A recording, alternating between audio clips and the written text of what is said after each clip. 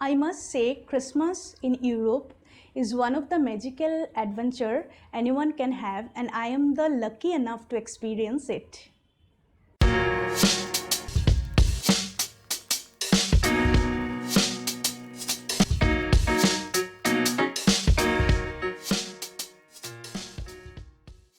Hello guys, welcome to my channel Jayashree's Mindful Eats.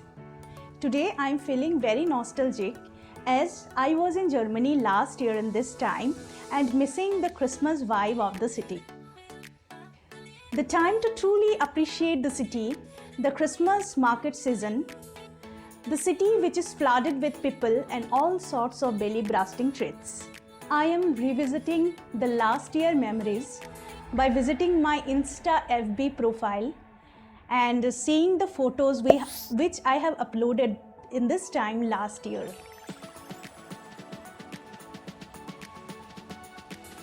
In this time of the year, the streets are flooded with people and all sorts of belly bursting treats. The city has decorated countless stalls selling Christmas market favorites like grilled sausage, roasted nuts, pretty ornaments and different flavored pastries.